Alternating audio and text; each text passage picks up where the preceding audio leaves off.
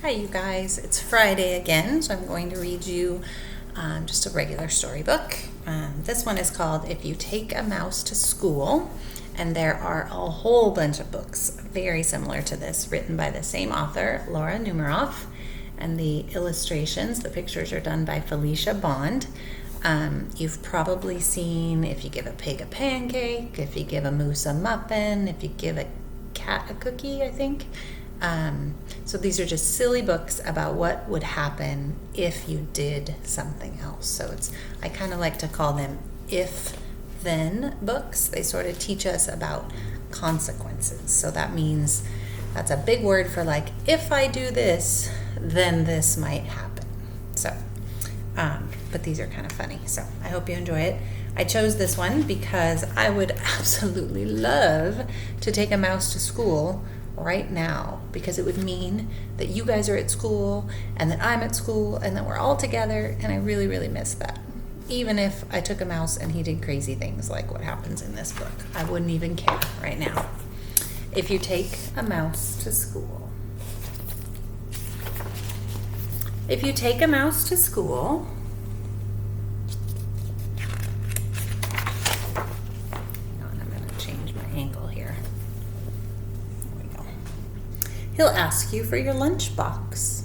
When you give him your lunchbox, he'll want a sandwich.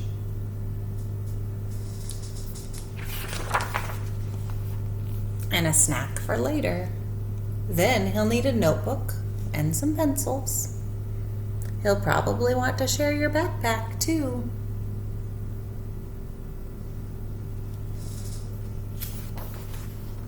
When you get to school, he'll put his things in your locker and take a look around. Let's see, where is he? Can you see the mouse? There he is. He's peeking out from the little boy's book. Oh dear. He might do a little math and spell a word or two. Do you think a mouse could do this really hard math and spelling? He'll even try a science experiment. Oh dear, what a mess.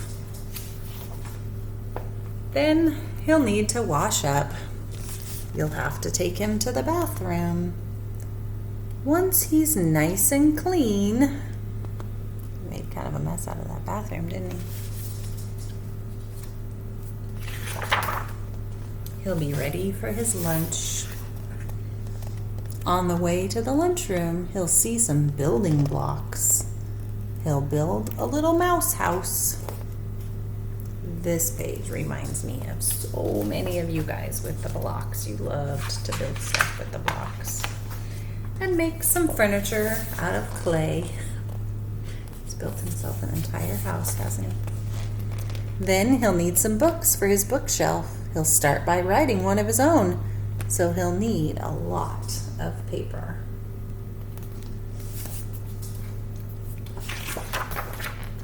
He'll probably use up all your pencils. When he's finished, he'll want to read his book to you. This reminds me of you guys too. You always wanted to use the stapler to make books during free time. Then he'll want to take it home. So he'll put it in your lunchbox and tuck it in a safe place. Uh-oh, look, he's tucked his lunchbox way back there. When the bell rings, he'll run out to wait for the bus.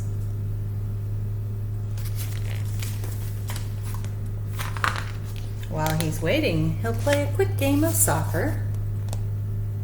Also reminds me of you guys. You always loved to play soccer at recess. Then he'll ask you to shoot a few baskets. And do a little skateboarding.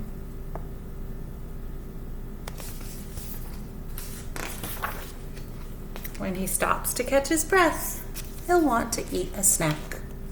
So he'll ask you for your lunchbox. And chances are, remember, he left the lunchbox at school. If he asks you for your lunchbox, you'll have to take him. is he going to have to take him back to? Back to school. Silly little mouse. I hope you enjoyed it, and I can't wait for the day that we all get to go back to school. It probably won't be together, and it probably won't be at Blue Ridge, but someday we'll all get to go back to school. Bye, guys.